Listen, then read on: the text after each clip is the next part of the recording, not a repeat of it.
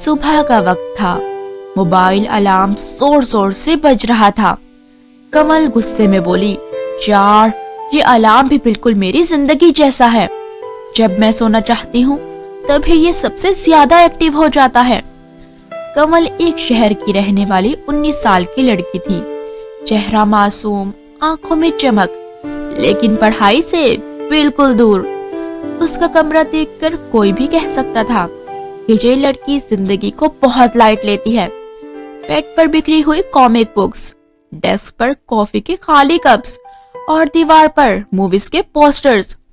کمل کا دل ہر چیز میں لگتا تھا, بس پڑھائی کے علاوہ. کمل ہمیشہ صبح دیر سے اٹھتی. الارم بجتا, بند ہوتا, پھر بند ہوتا. کمل اٹھتے ہوئے بس 5 منٹ اور, لیکن یہ 5 منٹ آدھا گھنٹہ بن جاتے. ناشتہ کبھی مس, کالج ہمیشہ لیٹ. کمل کے لیے پڑھائی کا مطلب تھا جب ضرورت پڑی تب دیکھ لیں گے.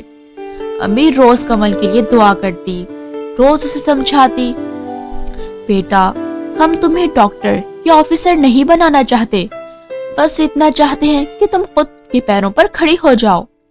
ابو بولے, بیٹا وقت بہت تیز ہوتا ہے, یہ کسی کا انتظار نہیں کرتا. کمل مسکرا کر بات ٹال دیتی. کالج کمل کے لیے پڑھائی کی جگہ نہیں بلکہ فن کرنے کی جگہ تھا. ہیرا سے اس کی دوستی لیکچر سے زیادہ سٹرونگ تھی. ہیرا بولی, آج کا لیکچر بہت بورنگ تھا. کمل بولی, ہاں صحیح کہا, چلو پھر کینٹین چلتے ہیں. اور پھر ہنس ہنس کر کلاس بنک ہو جاتی. ایک دن کلاس میں پروفیسر نے کمل کو روکا. پروفیسر بولی, کمل تم بہت سمجھدار ہو, لیکن تم خود اپنا نقصان کر رہی ہو بیٹا. کمل نے سر جھکا لیا, لیکن دل میں سوچا, سب ٹیچرز ایک جیسے ہی ہوتے ہیں. جب بھی ایگزامز کا ذکر ہوتا کمل ہنس دیتی. کمل بولی, ایگزامز جب آئیں گے تب پڑھ لیں گے, ابھی تو بہت ٹائم ہے یار. اسے لگتا تھا زندگی ہمیشہ ایسے ہی رہنے والی ہے, اور سیمیسٹر گزرتا ہی چلا گیا, لیکن اس کی بکس کھلتی ہی نہیں تھی. نوٹس بھی ہمیشہ انکمپلیٹ رہتے. اور پھر وہ دن آ گیا جب اس کے ایگزامز آ گئے. کمل نے پہلی دفعہ گھبراہٹ محسوس کی. ایگزام ہال میں بیٹھی کمل بلینک پیپر کو دیکھتی رہی. سوالات اسے یوں لگ رہے تھے جیسے اس نے یہ پہلی بار دیکھے ہوں. پہلی بار اس نے خود سے کہا, کاش میں نے تھوڑا سا پہلے پڑھ لیا ہوتا. اور پھر آخر رزلٹ کا دن آ گیا. سب سٹوڈنٹس کی طرح کمل بھی رزلٹ بورڈ پر اپنا نام ڈھونڈ رہی تھی, لیکن رزلٹ بورڈ پر اس کا نام نہیں تھا. کمل نے دوبارہ دیکھنے کی کوشش کی اور اس سے اپنا نام مل گیا جس کے آگے لکھا تھا فیل. اس وقت اسے محسوس ہوا جیسے اس کے پیروں تلے زمین نکل گئی ہو. گھر پہنچ کر کمل بالکل چپ تھی. امی نے پوچھا, کیا ہوا بیٹا؟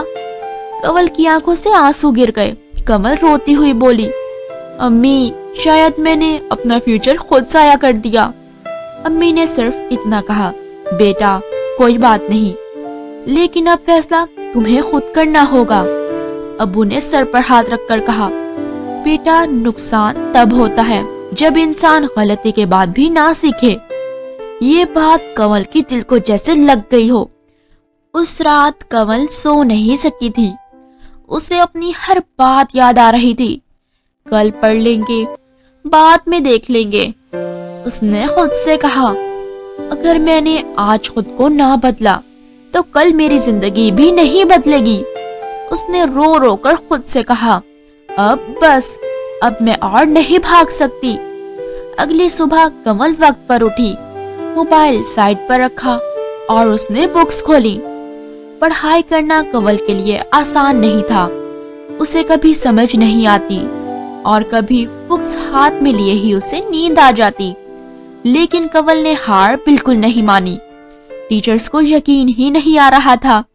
کمل کالج میں لیکچرز اٹینڈ کرنے لگی تھی.